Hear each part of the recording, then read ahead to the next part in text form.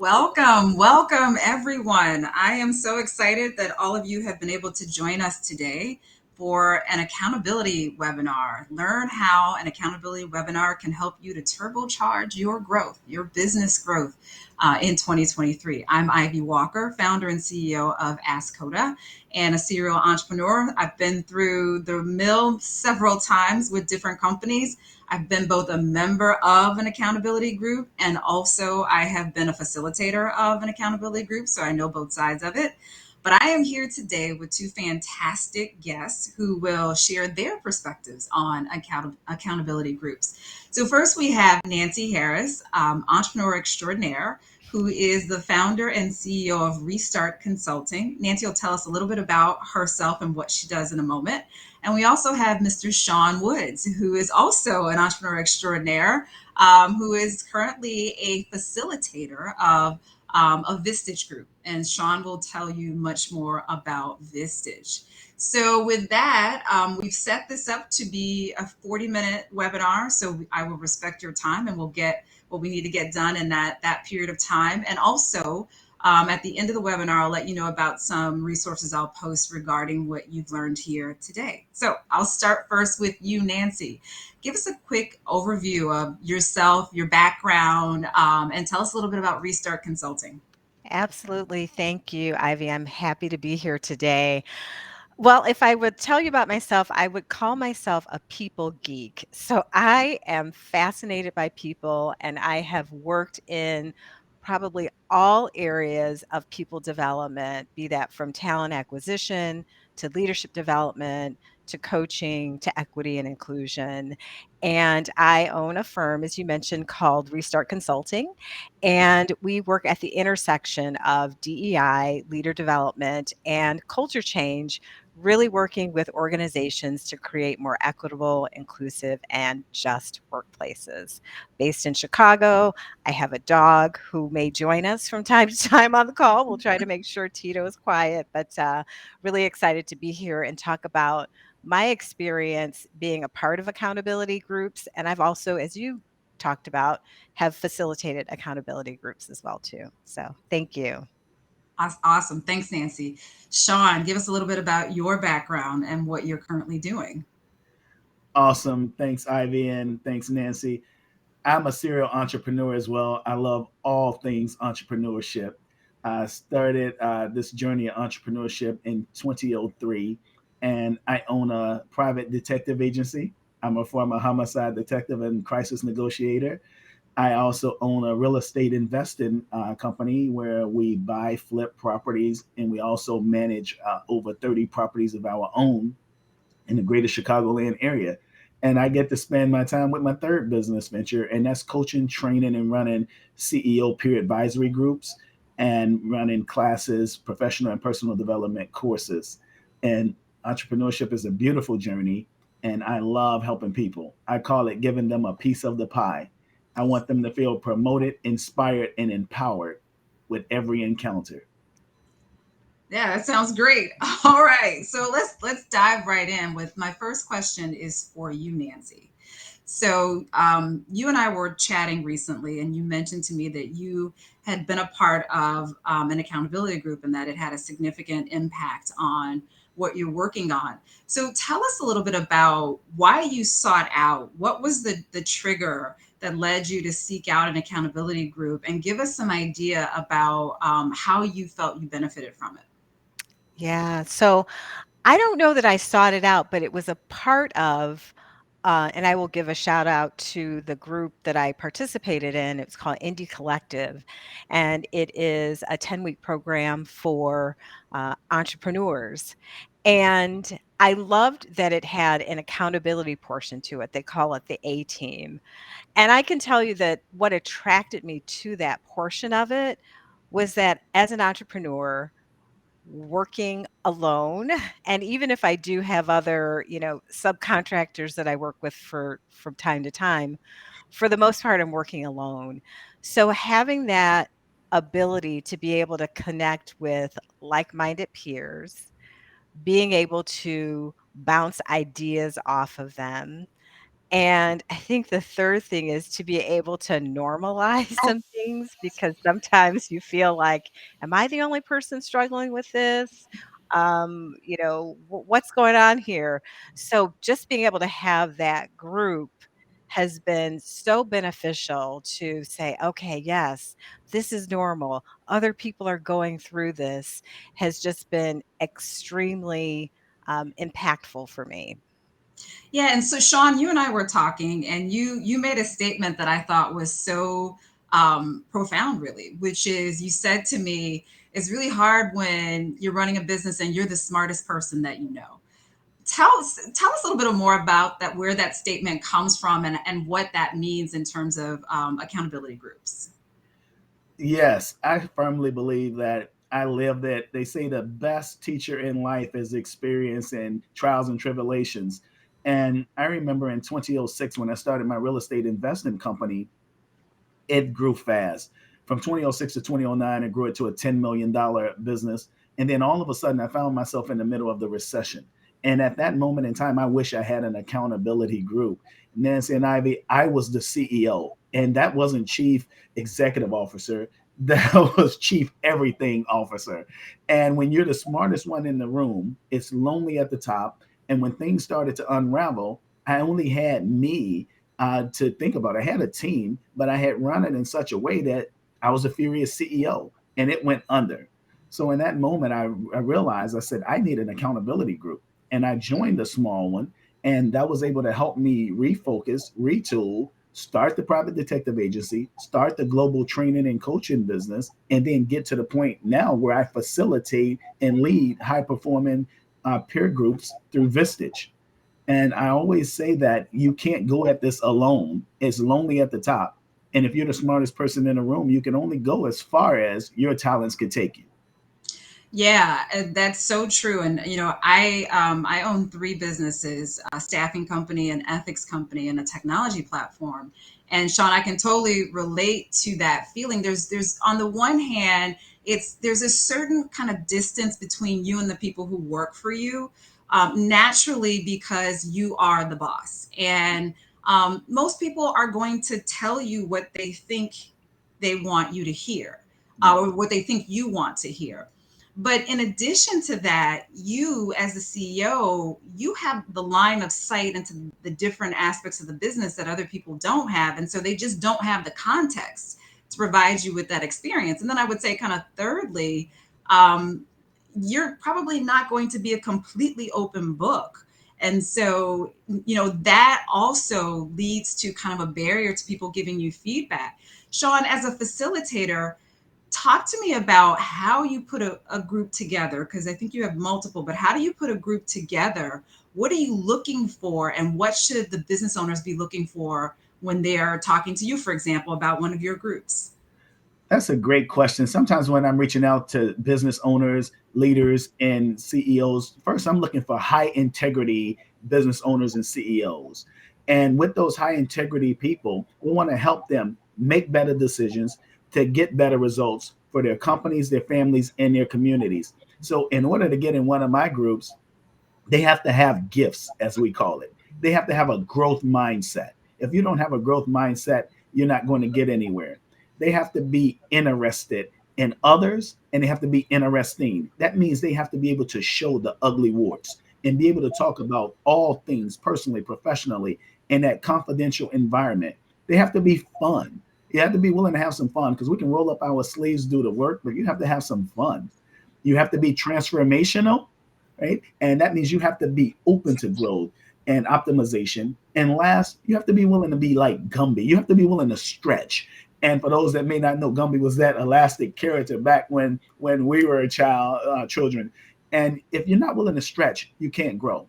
And when we come into those environments, what we're looking for is we're looking for the business leader or CEO that's tired of going at it alone, that want someone to question their thoughts and decisions in a unbiased, confrontational manner, all geared towards one purpose: helping them grow and succeed in their businesses. I love that word, carefrontational. I've not heard that before. That's really good. Right. A carefrontational environment. We're going to challenge you, but we're going to challenge you from a place of care and concern about your business and about you as an individual. I love that. Awesome. Nancy, tell us about in your accountability circle. How many people were there? What were some of the topics that you brought forth that you got assistance on? Ooh, so I will say I've been part of 2, and I am still part of one right now. And so much so that the 10-week program that I talked about, we've continued on with our accountability group, even though that program officially ended. That's how powerful it's been. I there's so many things I've brought to the group, but first and foremost, I will share one of the challenges that I had as an entrepreneur was talking about like cash flow. So kind of like Sean was talking about, there has to be this trust and transparency in the group and vulnerability to share. And so I brought that to the group to talk about, what are some of the things that they've done to help balance cash flow? What are some of the things that they do around business development and sales to help kind of even things out as it relates to cash flow? And I really appreciated people's honesty. I mean, they talked about some of the challenges they had. They talked about, and gave some advice in terms of some things that may be helpful as well too. So I like that there's this ability to again to be vulnerable and have that safe space and bring forth some things, especially around financials where we don't necessarily feel always comfortable talking about it, but to be able to have that space to be able to do that has been really, really powerful for me. Yeah, I love that you mentioned talking about the financials because people are very close to the vest with the financial information about their business, and you should be. I mean, you shouldn't be shouting from the rooftop, how well your business is doing or how well it isn't doing. It's really, not the general public's, business, but you've got to have a group of people who have some insight into that. One, I think it alleviates a certain amount of stress on you. Um, and two, it allows you to hear other people's perspective about how they're managing those things in their businesses. It's like you wouldn't even think about some of the things that other people are doing. You hear them say it and you go, oh, wow, that's a good idea. It never occurred to me. And those moments have been the most beneficial for me in the accountability group that I've been a part of informally, and the ones that I've been part of formally as well. Sean, tell us about Vistage. Tell us about, what are the group sizes? How often do you meet? Give us some of the mechanics of accountability groups. Yes, Visage is one of the largest and oldest. It's been around for 65 years now. We have members from over 30 different countries, and there's over 45,000 CEOs and business leaders that are part of Vistage. And with these groups, I run CEO and business owner groups for founders, presidents, CEOs of companies. And what it does is it gives you an opportunity to step out of the business and work on the business. We meet once a month. It's by invitation only. And once again, there's a criteria to get into groups. You just can't join. I tell people only 2 out of 15 people that I talk to are even qualified to be in my group. Although you want to help everyone, we meet once a month. And we're not just there networking and drinking margaritas. We're rolling up our sleeves, stepping out of the business so we can work on the business. In addition to that, each member gets up to 2 hours of one-to-one coaching with me every month. And sometimes, if they have a pressing issue, we'll bring in a tiger team.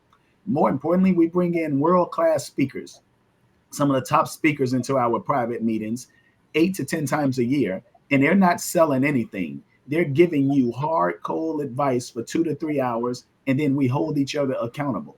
And more importantly, every member of that group gets to be able to network with over 45,000 other business leaders across the world. So when you have a pressing issue, you put it in, give it to me as the chair, or you put it in our form, and you get unlimited people just giving you, here's a blueprint, here's what I've done, call me, let's talk about it. And as a result, Ivy and Nancy, the people that we work with, their businesses grow 5 to 6 times faster than non-Vistage members because of that accountability. Yeah, and so I want to point out, Sean, with Vistage, there are different levels. And so the groups that you run are higher revenue businesses, and there are sort of smaller groups for smaller emerging businesses, I guess is what they're called. I only know a little bit about Vistage because I've spoken to Vistage groups in the past. So as Sean is mentioning, they bring in speakers on potential or particular topics, and I have spoken on the topic of knowing your numbers and protecting your business from fraud. And so, that kind of knowledge I charge for, right? I get paid a good deal of money to lead seminars on that, but I've spoken to Vistage groups for free.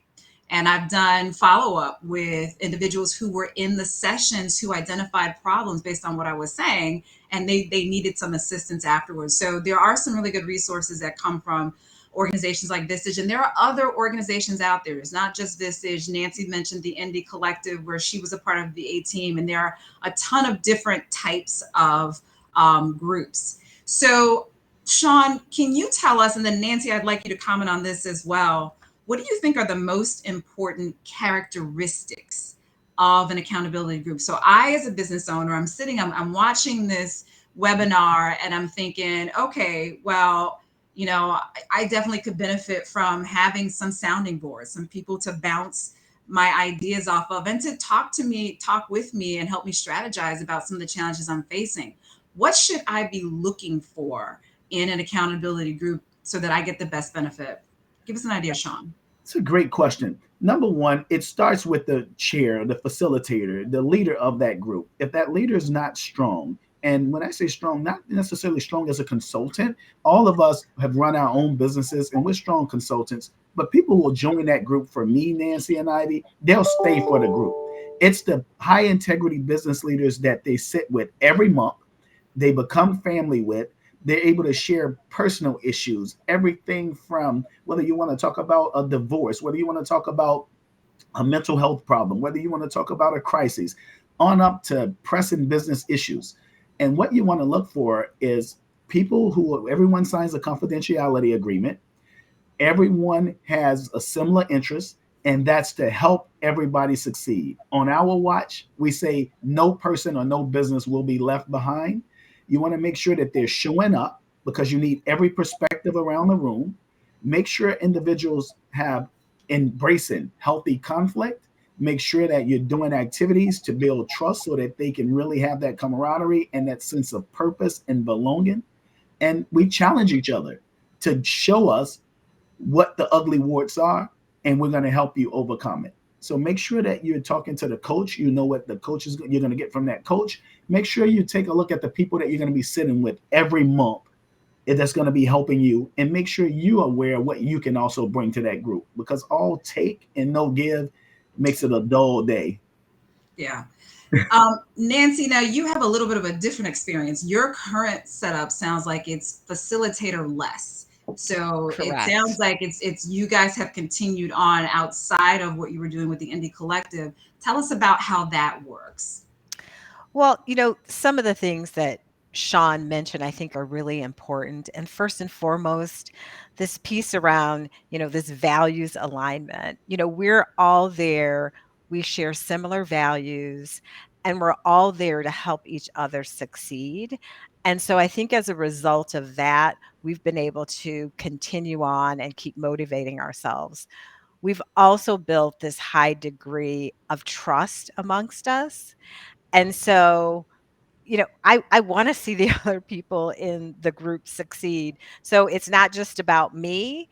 It's about, I want to see this other person succeed. And we've also had this ability to share and help each other. Where can we pass along? It's not about leads. That's not what it's about. But sometimes, if it makes sense, can we share a lead with someone?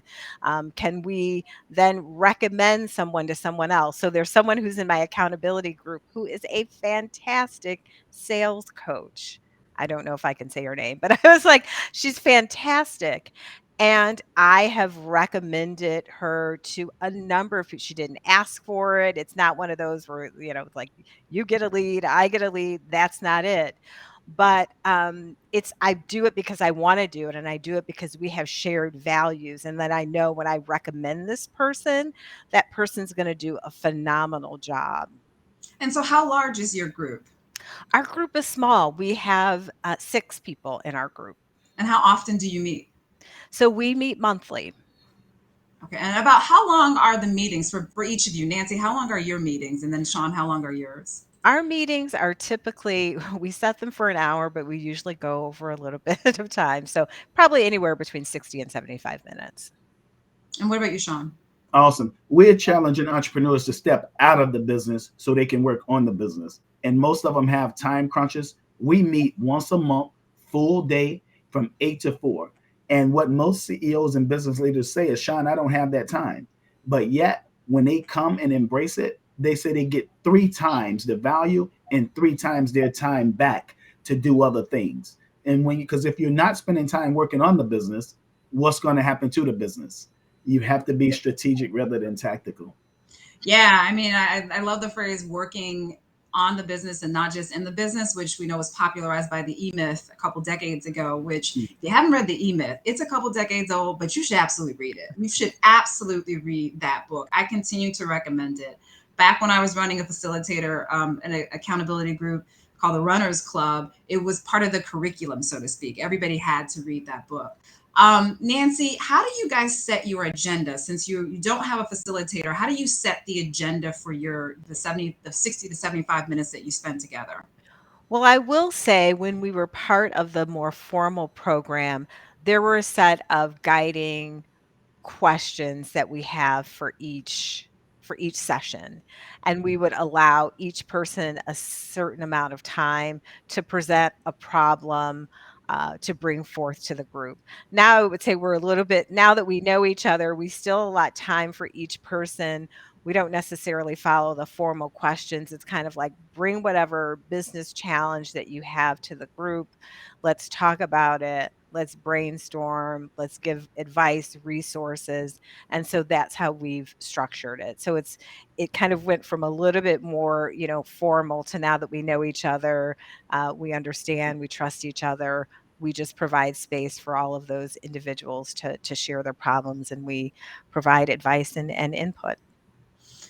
So, Sean, give us an idea of like a bad member for an accountability group, right? Like, obviously not a name, but like when you, in your experience, what has been the reason for somebody being a bad member of the group? Yes, we have things that will get you fired. Accountability group. And I was talking to one member recently, and he says, there's no such thing as getting fired for something I'm paying for. And what we say in our group, we have 17 principles that you have to follow. And the first one is showing up. This is your day, show up. And what you have to do is you have to be present. We understand things come up, but we meet the third Tuesday of every month. So there's no reason why you can't fill out your calendar in advance and plan around those days, knowing there'll be emergencies. So we have a policy that attendance, because we need your perspective. And anytime you're missing, Ivy, on the next meeting, we'll say, when we were processing this issue, because we use a secret formula for processing issues, and that's the secret sauce of this stitch, processing issues and opportunities. And we say, what was missing when Ivy wasn't here? So we show your importance to the group. So we Mm-hmm. need you to be present because we need your perspective around the room. And on the day that someone comes in and they want something specifically that Ivy has to offer and Nancy has to offer, and you're not there, we're missing it. So if you miss 2 meetings, you still participate because we have inclusion activity we have to do. After 2 meetings, you have to plead your case to the group. Why you're missing? Do you want to continue on? And we'll treat it on a case by case basis. Perspective is the most important, and your presence is most needed. Nancy, did you guys have any issues with members in the accountability group that you were a part of? Or have you ever had that experience? We didn't have any issues with people not attending, but what I will say for not for the current one that I'm in, but what I think is also really important is that you're at a similar stage in Yes. terms of your um, growth, development, commitment to your business. And I'll use an example of another accountability group that I was in. And there were a couple of folks who were really focused on growing and taking their business to the next level.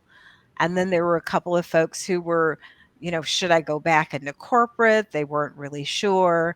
And so that really impacts the momentum of the group because you're at different stages and you're wanting different things. So I think that's something that's really important, whether you're a business owner, thinking about who's going to be in your group, or you're a facilitator and you're putting together and aligning folks to make sure that you've got the right members, right mix, and they're at the right stage. And I would say, and commitment to their business.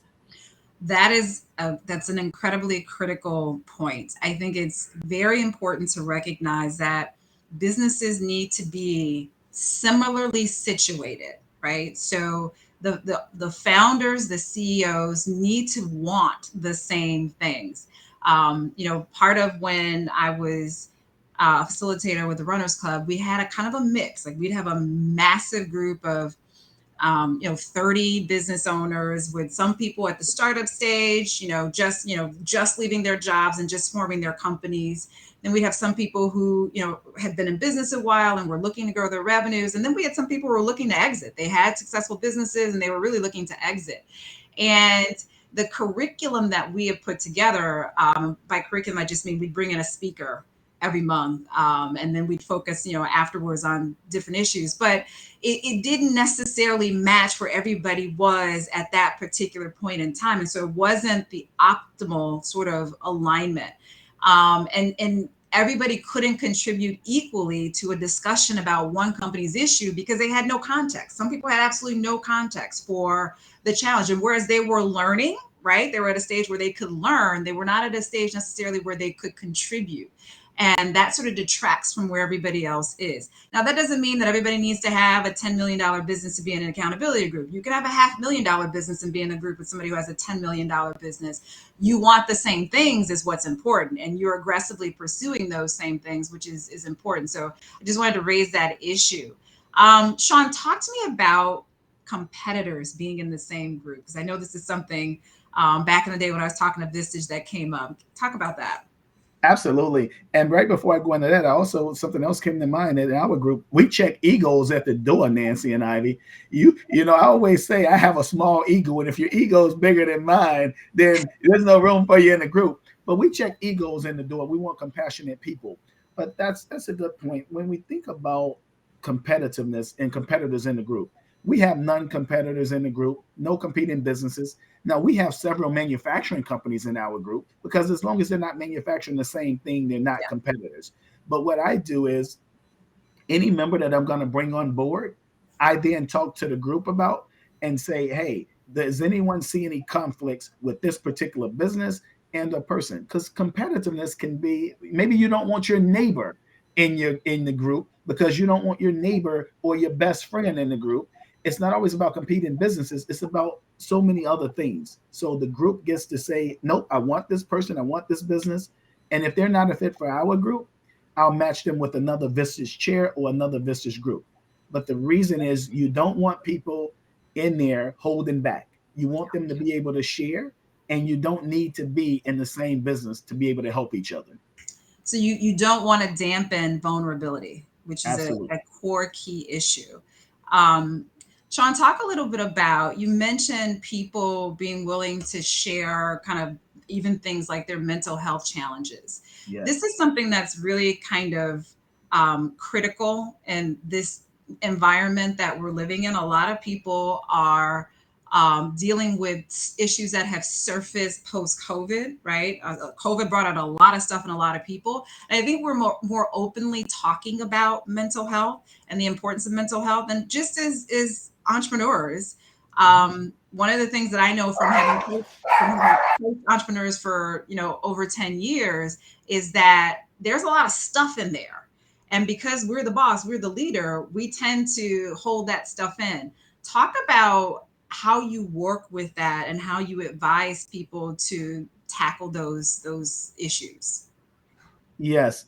Great points. And all of us are dealing with something post COVID and the effects of it now, talking about the economy and where it's going and uncertainty and working from home, or do I work hybrid? All of us are dealing with something. So what we do in my groups, Vistage and non-Vistage, we have check-ins, and every month in the check-in we talk about how you're doing personally, how you're doing professionally with your business, how you're doing health wise, and how you're doing mental health. And we're not necessarily talking about clinical mental health, just your own. Today, I'm feeling depressed because of XYZ.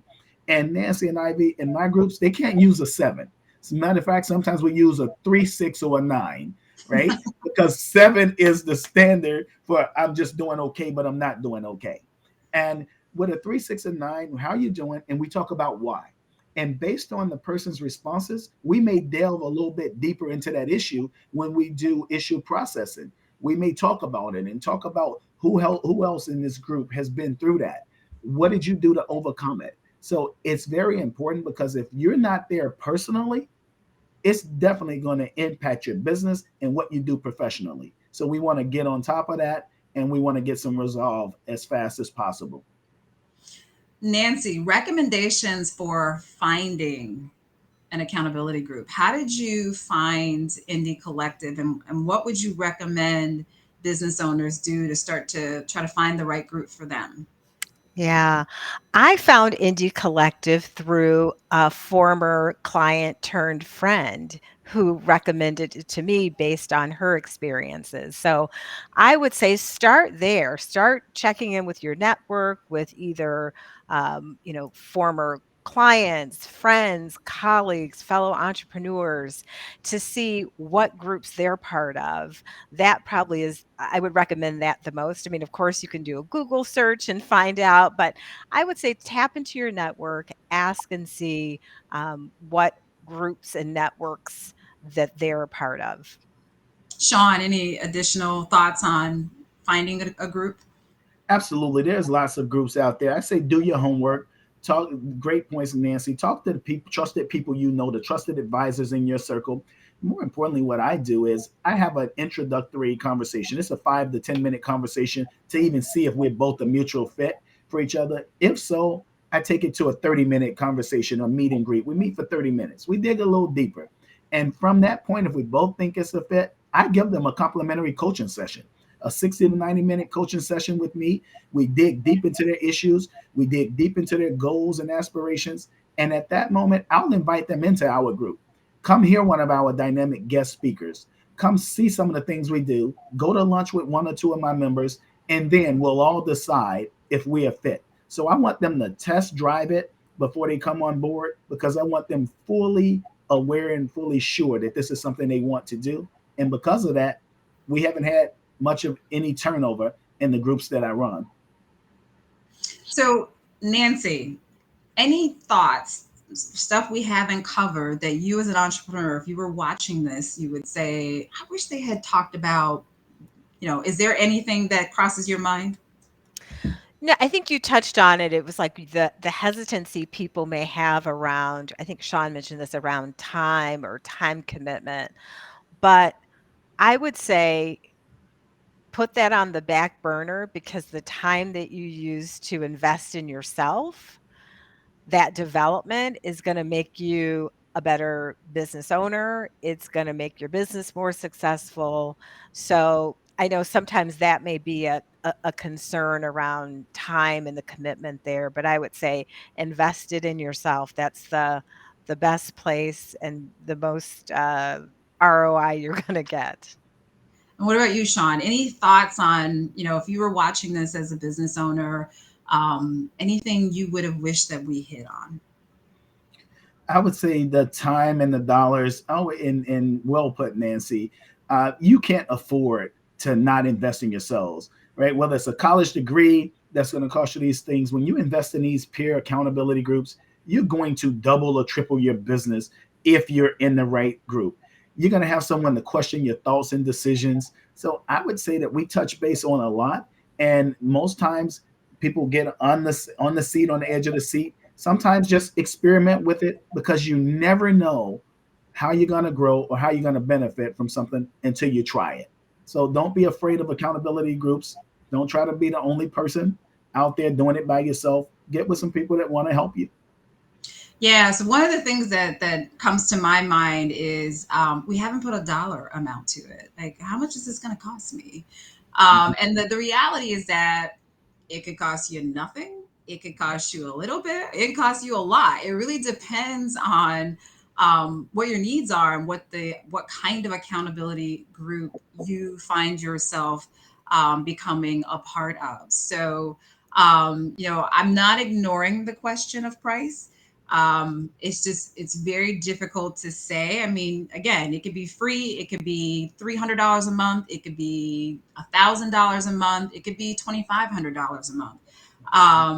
So it really just depends, and you'll have to kind of take a look at the different options available for you. The other thing I would say is I know that there are some of you watching who may be thinking about starting your own accountability group. And I think that's a viable option for anyone who wants to go that route. A couple of pointers I would give you, and I'd ask Nancy and Sean to weigh in on.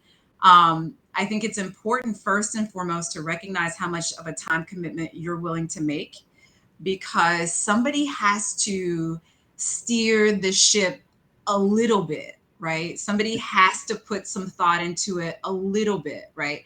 You don't necessarily need a full time facilitator to do it properly, but you do need somebody who's thinking about that next meeting. Where are we having that next meeting? What are we talking about at that next meeting? That's so. So if you're starting your own, I would say think about, do you have 5 to 7 hours a month for the prep for the meeting? I think that's a reasonable amount of time to think about it. The second thing I would say is you think about screening. Who's screening the members, right? So you got a bunch of friends, you all have a bunch of businesses, and we're going to put together an accountability group. I'm going to go, because your friends are most likely like you. We tend to be friends with people who are like us. And whereas that's a great thing for friendship, is not necessarily the great thing for an accountability group. The other thing is, you may be vulnerable with your friends about your situation with your spouse or your boyfriend or your girlfriend or whatever, but you may not want them to know how poorly your business may be doing or how great your business may be doing for whatever reason. The vulnerability levels are different. So you really want to think about going into accountability groups with people that you know well. If you feel like you can be vulnerable with people that you know well, by all means have at it. If you think that they have the right experience, they've grown their businesses, or they're at the same stage, have at it. These are things that you just need to think about. And the third thing I would recommend is that you have, at least occasionally, you bring in a speaker. You bring in somebody who can talk from an expert level about some of the topics that you're dealing with. And this is why I say you want to have at least 5 to 7 hours of, to prep for it, because you got to find somebody who's going to come in and speak on these topics. You don't just want to be talking to each other all the time. You want to get the fresh perspective of somebody who is actually an expert in cybersecurity, in financial fraud, in sales development, in whatever those topics might be. You want to find somebody who actually knows what they're talking about to help elevate your level of discourse in those meetings. So, Nancy and Sean, any additional thoughts for people who might be thinking about starting their own accountability groups? Nancy? I'll let you go, Sean, because the dog's barking. Okay, all right, all right. Yes, you summed it up, Ivy. Think about what it is you want to do. I always say with anything, so many times we look at how. People call me up and say, "How do I do this?" And I always stop them, you all, and I always say, "What is your why? What is your purpose? Right? What is it that you want to get out of this?" When you know your why, you can get to the how. Have some experience, gain some experience, because people are putting their lives, their mental health, their personal financial statements, professional financial statements, they're putting all of that trust in you and in your hands in that group as the leader. And if you're not going to run it like a true business, then don't do it, because you're going to ruin trust and you're not going to have a good experience. But it can be done. We need more accountability group leaders. The world needs you. So make sure you know your why you're doing it. Have a clear purpose, and have fun. It's one of the most rewarding things I've ever done. When I ride past one of my member companies, see one of their cars on the road, and I say, wow, I play a part, a small part, in making that person and that business successful. It's rewarding. Yeah. Yeah. Can I just add one other thing? It I think it's also different if you're the facilitator versus do you wanna be a part of it? So you might wanna think if you do this, do you want to have, someone facilitate? Because I think, again, that's a different role that you play, facilitating it versus being a part of it as well. Yes. Well, we're at our time, and thank you so much, Nancy Harris and Sean Woods, for spending time with us and sharing your insights on accountability groups. For all of you watching, I will post information on both Nancy and Sean on the event page, which I believe will remain live. And I also will, Nancy mentioned, and we didn't get to talk about, but Nancy has an accountability group. If you want to share information on that, I'm happy to share that as well. And we'll share information on Sean's accountability groups. Finally, I will post a link for office hours. Starting next week, I am offering free office hours to any business owner every Thursday. You can use the Calendly link to sign up for a 30-minute spot. If you want to talk about accountability groups and how to find one, I'm happy to talk to you about that. Or if you've got something else on your mind related to your business, I'm happy to help in any way that I can. So thank you once again for joining us. And I hope that this provided some value to you. There's more to be said, more to be learned, but we're at our time. Thanks, Nancy and Sean. And to all of you, see you next time. Thank Thank you. you. Thanks, everyone.